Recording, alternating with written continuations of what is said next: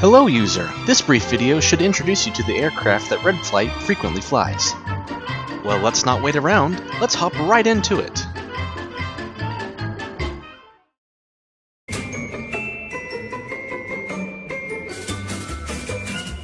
The IL-2 Sturmovik is Russia's premier ground attacker, and you'll be seeing a lot of action in it. It's always important to select the right paint and loadout for this aircraft. Red Flight frequently flies with the 23mm guns and the 150kg bombs. The 132mm rockets are also very effective. Make sure to bring both by selecting loadout number 67. Heading into the cockpit, on the right side, the white lights indicate your bombs and the green lights indicate your gear. On the left side, that big yellow dial is for the gasoline, and that dial to the left will indicate your temperature. You will be in charge of the oil and water radiators for this aircraft, so make sure to keep an eye on them. On a cold day like today, 40% should be just enough. You'll also want to be sure to have the tail wheel lock and unlock button bound to your controller. Just make sure to lock it down before taking off. When attacking with rockets, keep in mind that the left rocket fires first on IL-2s. Lining up with the second MiG left of center should warrant a hit as long as you're close enough. The bombs on the IL-2 fall much steeper than you might imagine. Make sure to get some practice in to be able to hit any target with any bomb. The 23mm guns on the Sturmovik are incredibly powerful. Just make sure to hit tanks on the sides and rear to penetrate their armor. Max continuous for this aircraft is 90% throttle, 90% RPMs, but flight leaders will frequently fly at 80% to ensure everyone can stay with them.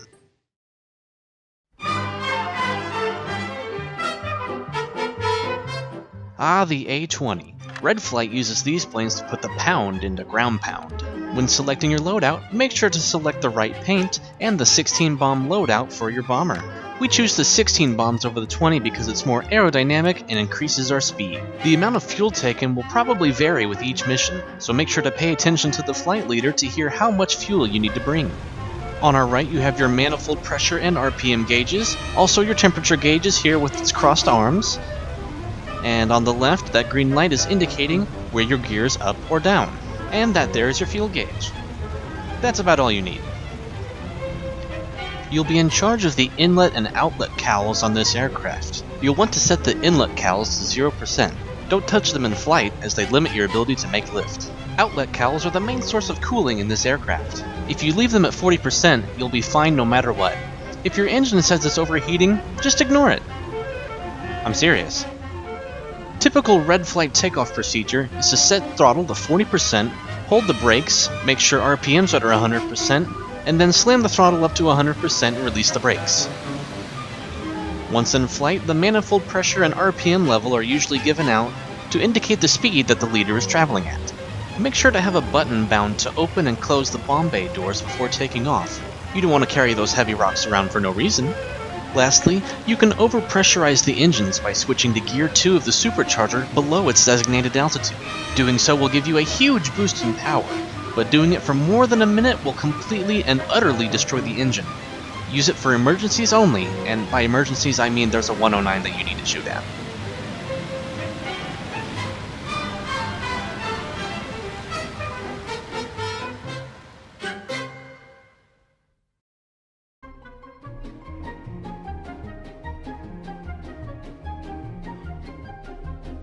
The PE-2 is Russia's most versatile bomber, as it is strong in dive and level bombing.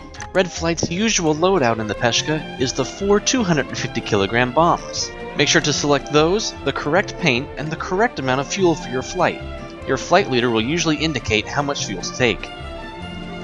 In the cockpit, that big yellow dial is for fuel, the ones below it are for engine RPM and pressure, and the ones below that are for engine temperatures. On the right here, these white lights indicate your bomb statuses, and those green lights at the bottom are for your gear. Flying the Peshka is easy as can be. Engine management is simple in the Peshka. Any combination of RPM and throttle is going to be in the continuous range. Go ahead and set and forget. You will need to adjust the radiators on the Peshka, however, so don't forget that. If you do need to climb to do some level bombing in the Peshka, the supercharger gear shift altitude is 2,300 bliets. Level bombing is a bit rare in Red Flight, but if we do, there is always a head bombardier to make sure the bombs are dropped at the correct time. When dive bombing, the bombs are easy to put on target in the Peshka, as the bombs are held directly under the cockpit.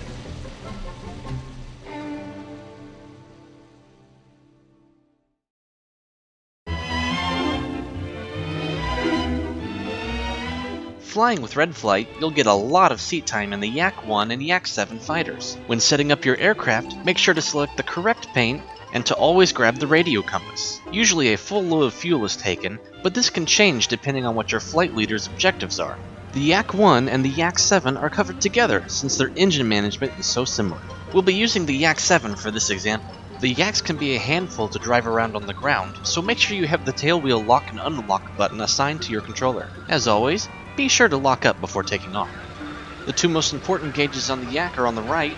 Top right is the water temperature, and bottom right is the oil temperature. If you want to check your fuel, you'll have to look out under the wings, as the gauges have been stuck out on the wings on top of the tanks. The Yaks are 100% Gopnik proof. Set the RPMs to 100% and slam the throttle up to 100% and leave it there for the entirety of your flight. It won't matter. One of the few variations between the Yaks is the radiator effectiveness. The Yak 7s are known to overheat very easily, so make sure to keep their radiators open at all times. The Yak 1 series has slightly more effective radiators, so it won't take as much supervision to keep the engine from dying a hero's death. When climbing in your Yak, make sure to change to Supercharger Gear 2 around 2 to 2.3 thousand meters. When diving in your Yak fighter, make sure not to exceed 720 km an hour in your Yak 1 or 740 km an hour in your Yak 7, as parts will start to fall off the aircraft.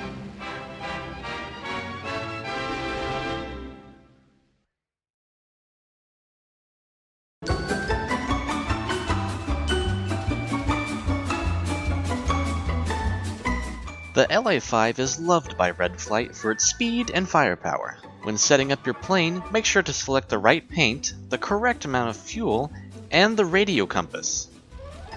The cockpit setup is very simple for the LA-5. That yellow circle is the fuel gauge, and there's the temperature gauge. Speaking of temperature, you'll be in charge of the inlet and outlet cowls as well as the oil radiator for this aircraft. Ensure that your inlet is always at 100% and that your outlet is around 20%. You'll mostly be using the oil radiators to control the temperature of the engine. The LA-5 may sound like an old worn-out tractor, but it's as fast as they come. The engine has two modes, continuous and boosted. Remaining at 80% throttle and 80% RPM will keep you in the continuous range. Going above that will get you into the boosted range, where you make additional power. You only get 10 minutes of boosted mode, however, so use it sparingly. Though she's the fastest Russian in the air, it's important not to exceed 720 km an hour in the dive. This can be a bit tough as compression is quite noticeable on this aircraft. Exceeding the speed limit can and will cause parts of the aircraft to fall off, so be sure to dive with caution. Lastly, be sure to change the supercharger gear at 3,500 meters.